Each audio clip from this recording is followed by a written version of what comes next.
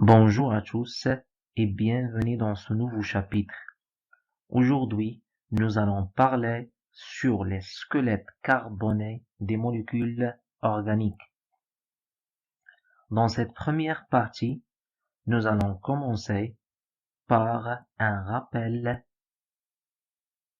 des molécules organiques, puis les différentes écritures de ces molécules, et un petit peu de nomenclature d'une seule famille, les alcanes, puis la famille des alcènes, puis nous verrons les isomères. Les deux derniers points seront traités dans une seconde partie. Alors, commençons par les molécules organiques. Petit rappel déjà, qu'est-ce que molécules organiques? Eh bien ici, nous avons 6 molécules organiques, puisqu'elles sont constituées d'atomes de carbone et d'atomes d'hydrogène, avec éventuellement d'autres atomes ici comme l'oxygène et l'azote. Alors, on appelle chaîne carbonée ou squelette carboné l'enchaînement des atomes de carbone constituant une molécule organique.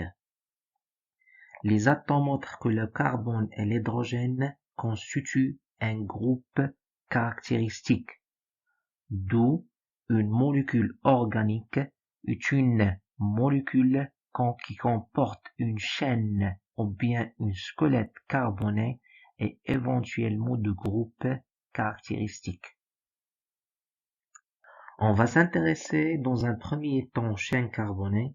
Les différents groupes caractéristiques seront traités dans le dernier chapitre.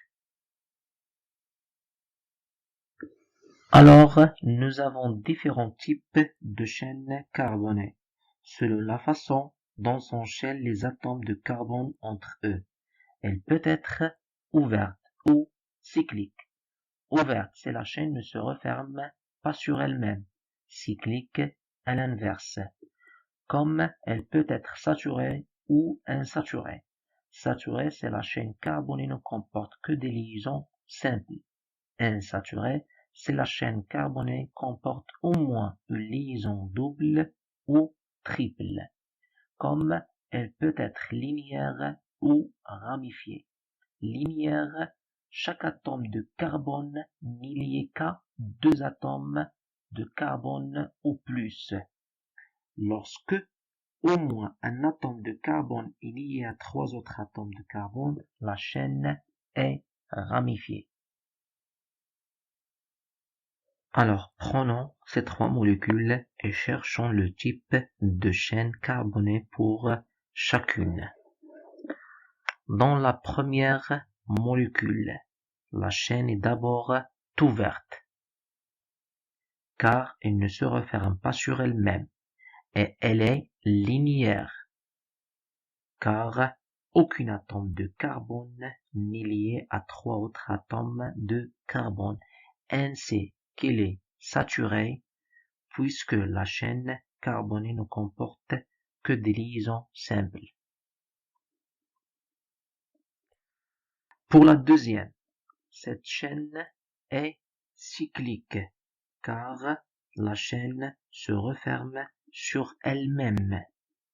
Ensuite, elle est linéaire, car aucun atome de carbone n'est lié à 3 autres atomes de carbone, ainsi qu'elle est saturée, car la chaîne carbonée ne comporte que des liaisons simples.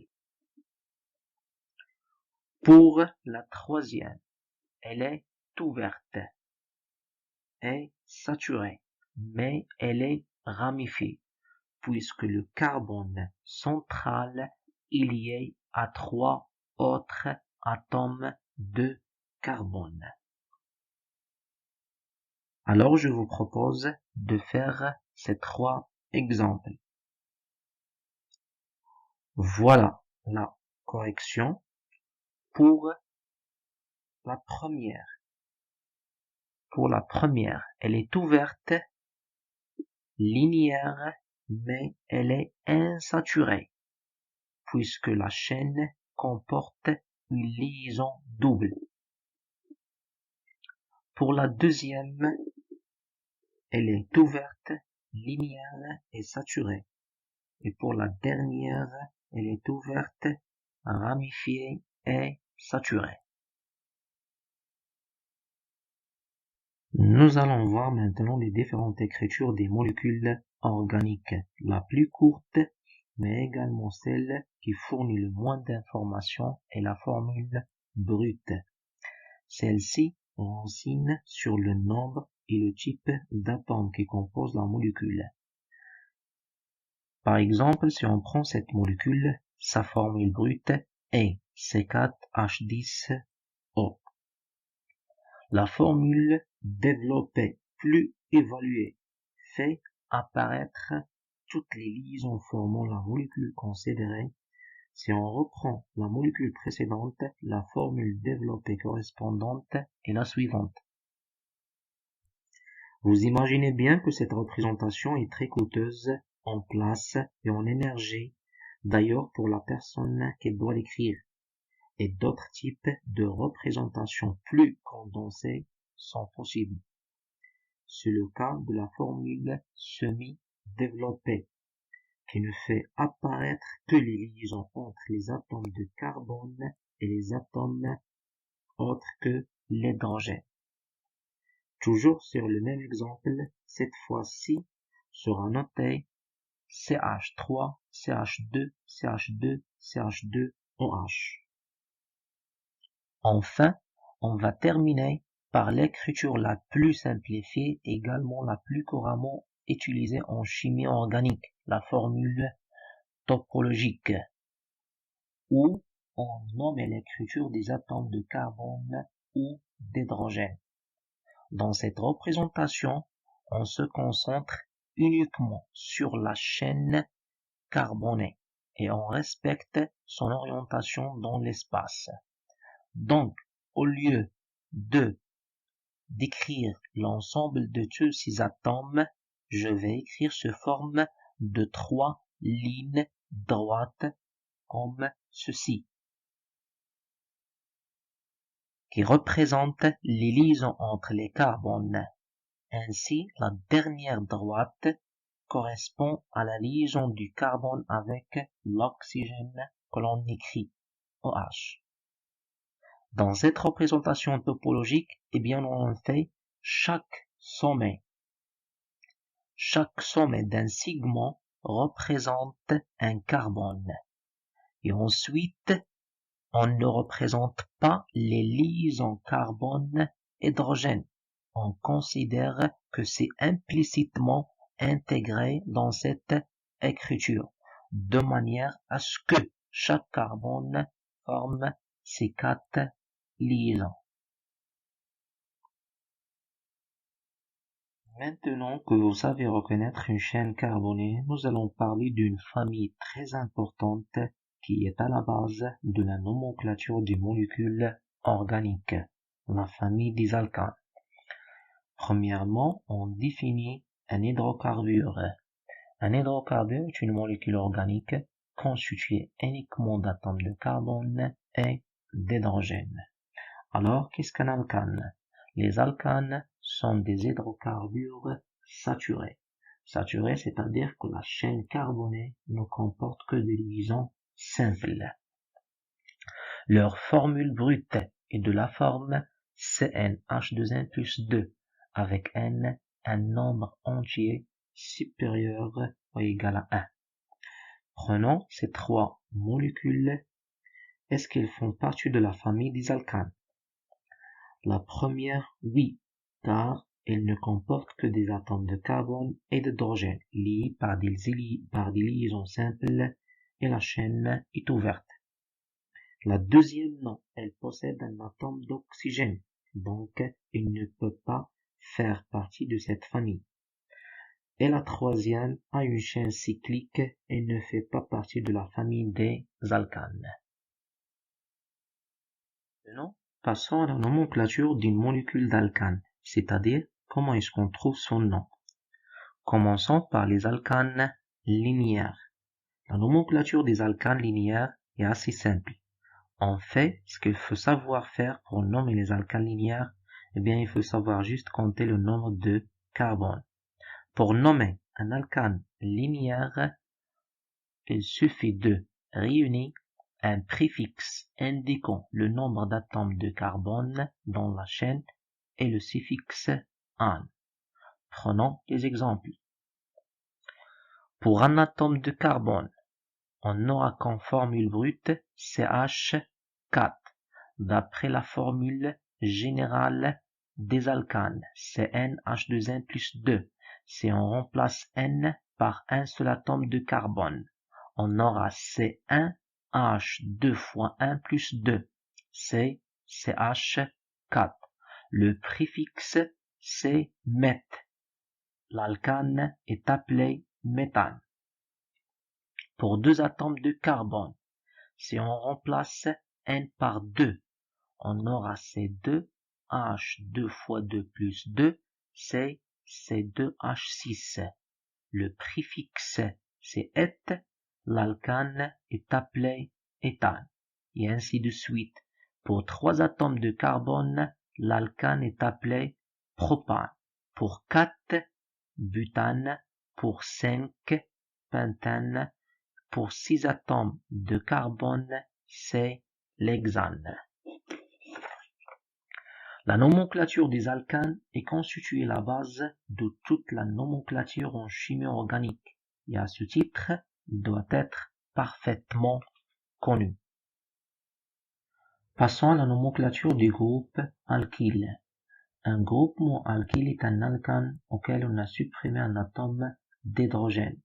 Ces groupements sont très souvent rencontrés en nomenclature. Le nom de ce groupement est le même que l'alcane, auquel on remplace la terminaison -an par la terminaison -il. Par exemple, le méthyle dérive du méthane, l'éthyle dérive de l'éthane, ainsi de suite. Alors on va enchaîner sur d'autres nomenclatures. Les alcanes ramifiés. On rappelle qu'un alcane ramifié est un alcane non linéaire dont la molécule possède des ramifications ou des substituants. Prenons pour premier exemple cet alcane et essayons de le nommer. La première étape consiste à repérer la plus longue chaîne carbonée dans la molécule, aussi appelée chaîne principale. Ici, la plus longue chaîne carbonée peut être celle-ci constituée de 6 atomes de carbone. Ou bien encore celle-là, également constituée de 6 atomes de carbone. On peut indistinctement considérer l'une ou l'autre de deux chaînes. Nous faisons le choix de travailler avec la première chaîne. Le nom de cet alcane aura donc pour base un alcane constitué de 6 atomes de carbone, c'est-à-dire l'hexane. Dans une deuxième étape, nous allons identifier et repérer les substituants. À côté de cet hexane se trouvent 3 groupements alkyles, 2 méthyl et 1 éthyle. Ce sont des substituants dont il faut repérer les positions. Pour cela, il faut introduire une numérotation de la chaîne principale. Ce sera la troisième étape. Le sens de numérotation obéit à plusieurs règles. S'il y a plusieurs substituants, le sens de numérotation est choisi de telle sorte que l'indice des carbones porteurs de la première ramification soit minimal. Par exemple, dans cette molécule, si on numérote vers la gauche, le premier carbone porteur de ramification est situé à la troisième position, aussi appelé l'indice de position des carbones. Si on numérote vers la droite, le premier carbone porteur de ramification a un indice de position 2.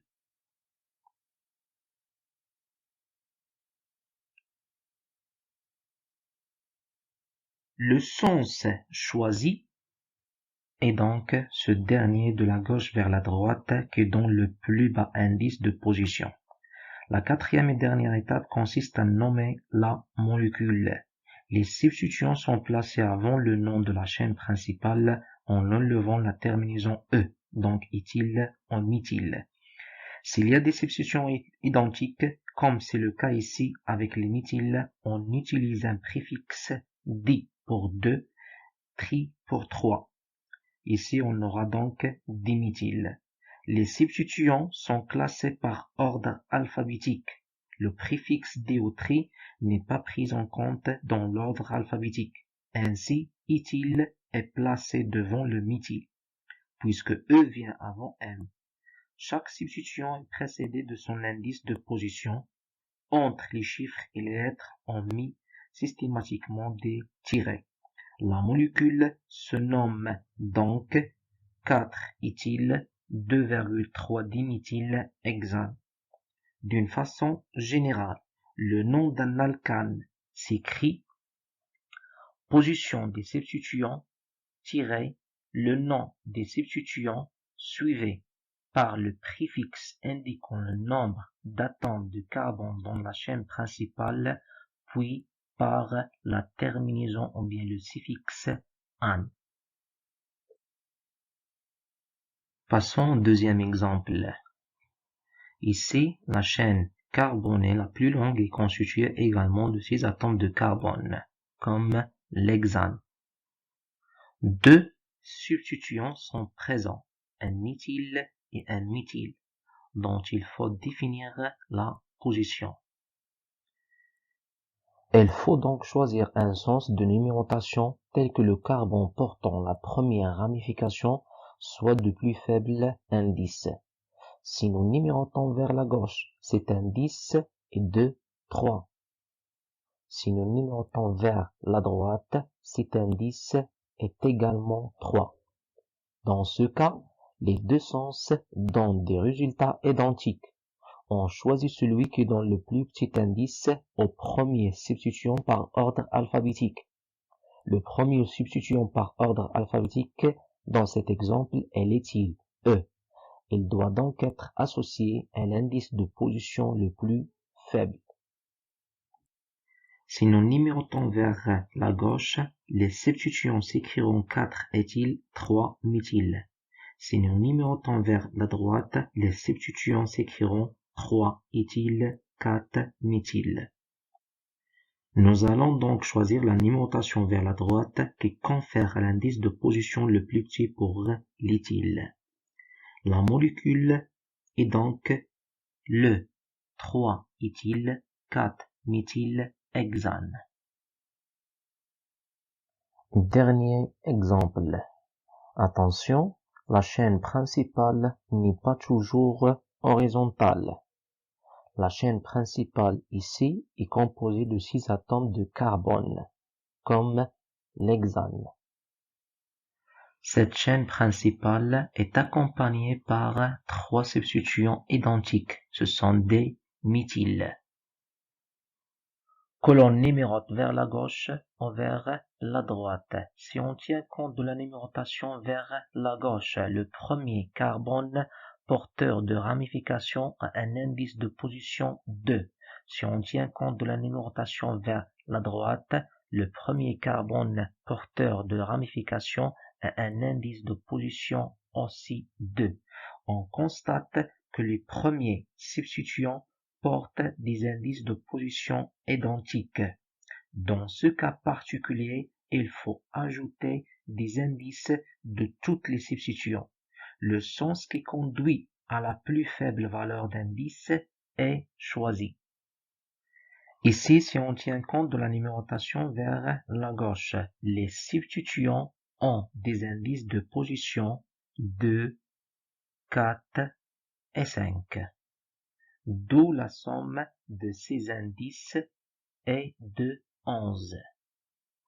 Si on numérote vers la droite, les substituants ont des indices de position 2, 3 et 5.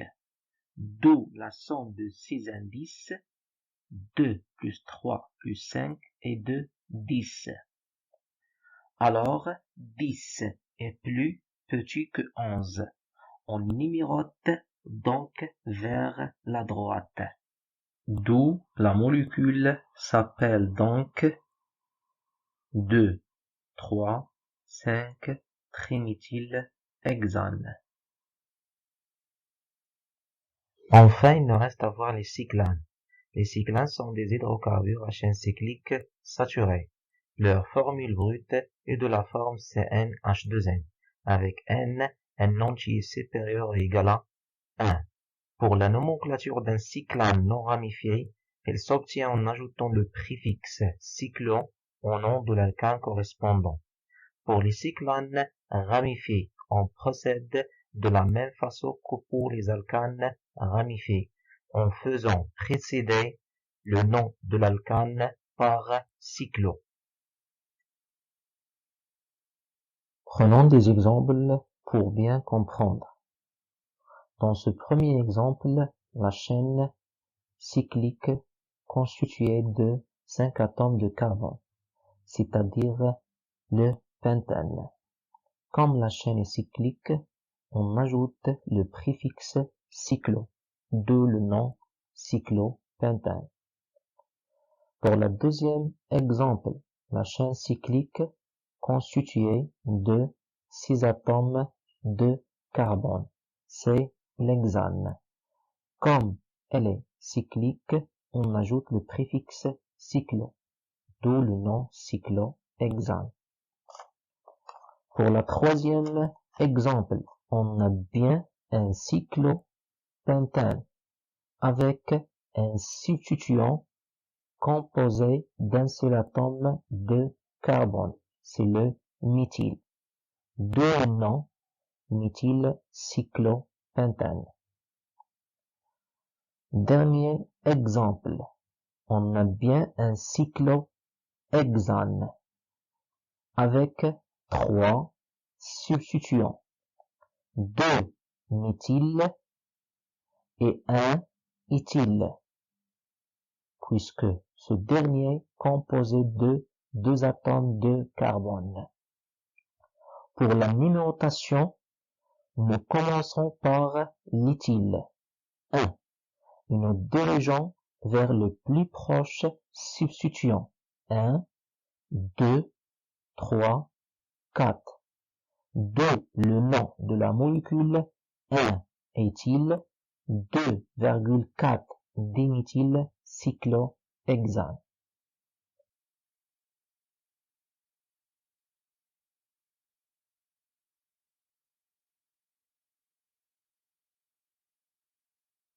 Donc voilà pour cette première partie. Vous verrez, c'est de la pratique et tout va mieux. Alors, je vous dis à bientôt pour la prochaine partie.